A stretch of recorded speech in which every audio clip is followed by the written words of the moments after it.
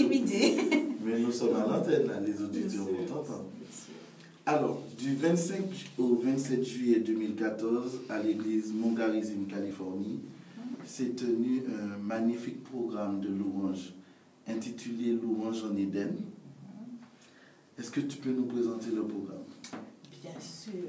Je voudrais dire d'abord bonjour à tous ceux qui nous écoutent.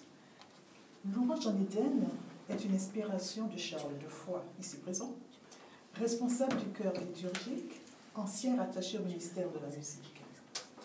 Au mois d'avril, plus précisément à la fin du mois d'avril, Dieu a placé sur la partition de son cœur cette importante mission d'élever le nom de Dieu le Père, Fils et Saint-Esprit à un week-end de louanges dédié à sa gloire. Dès que l'idée a été soumise, le comité musical s'est réuni à plusieurs séances de travail pour mettre à jour ce programme. Parfait. J'ai quand même quelque chose qui me trotte dans la tête. On parle en ce moment de louange. Oui. Est-ce que cela voudrait dire que on ne sait plus faire monter le louange au Seigneur? Loin de là, non. Mais je voudrais simplement donner la définition de la louange.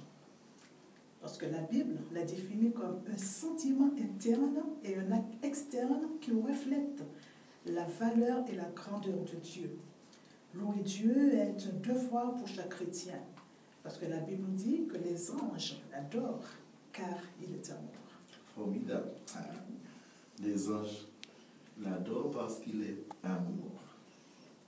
Est-ce que ce programme de louange demeure la première d'une longue série ou juste le constat, le résultat d'un constat pour la période de vacances comme il n'a rien? On va faire un programme histoire de retenir ceux qui ne sont pas en vacances chez nous. Eh bien, moi, je dirais que nous sommes à la 6e édition. 6e édition. Yes. À la même période? Non, pas à la même période. Cette année, nous avons voulu mettre ce programme au mois de juillet, parce que c'est vrai, il y a beaucoup de vacanciers. Mais en principe, ça se fait toujours au mois d'août.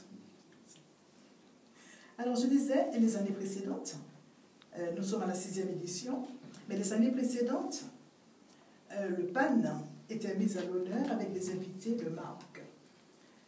Et cette année, nous avons porté une touche différente, c'est-à-dire une compilation de groupes vocaux et instrumentaux tels que l'accordéon. Nous avions également le PAN, la scie musicale, et notre invité d'honneur, le célèbre violoniste en la personne de Lise Wilfried. Formidable. Il nous vient de Guadeloupe, c'est cela? Oui, de Guadeloupe. Suite à toutes ces éditions, puisque vous en êtes à la 6e édition, qu'en est-il du bilan évangélique à cet date où nous parlons? Eh bien, nous avons eu récemment c'est-à-dire 2 semaines de réveil tenues par un étudiant en 3e année de théologie à Trinidad. Et à l'issue et à l'issue de ces 2 semaines, 7 précieux âmes ont scellé leur alliance dans les eaux baptismales. Et simplement, la gloire est à notre Dieu. Et je voudrais simplement que nous pensions à eux dans nos prières. D'accord. Donc, sœur Marie-Louise, nous avons vu déjà les 6 premières éditions, c'est cela?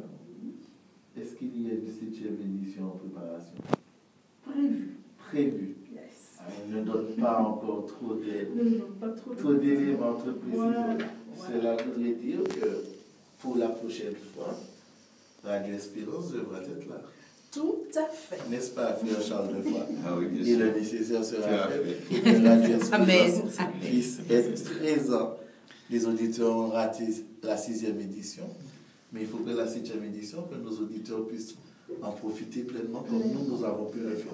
Donc, qu'est-ce qu'on pourrait dire à ceux qui hésitent encore, dans quelle que soit l'église de la Martinique, qui hésitent à venir vivre ces moments de louange, se disant que bon, c'est peut-être un copier-coller de ce que les Américains font. Qu'est-ce qu'on pourrait dire pour faire que ces personnes sortent de chez elles et viennent nous rejoindre afin de communier ensemble?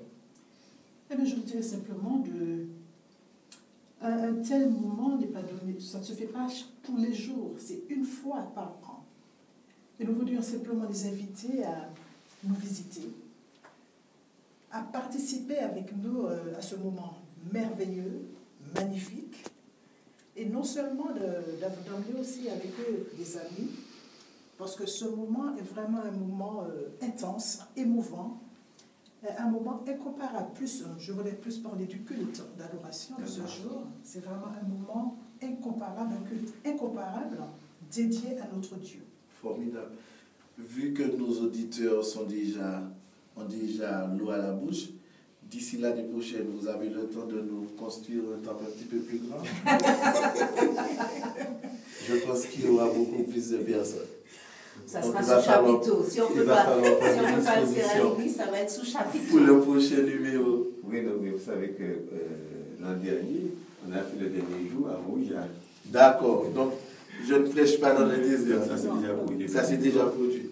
Nous espérons tout de succès à la prochaine édition, puisque tout ce que nous faisons, n'est-ce pas, c'est pour la gloire de notre Seigneur Jésus. Eh bien, Sœur Marie-Louise, nous te remercions infiniment de nous avoir accordé un peu de ton temps. Merci. Afin de permettre aux auditeurs et aux auditrices de Radio Espérance de découvrir un petit peu ce qui s'est passé le week-end dernier au Mont Garizy. Mais nous espérons que pour la prochaine fois, ça sera quelque chose de formidable. Merci à toi. Merci. Et au plaisir de te retrouver.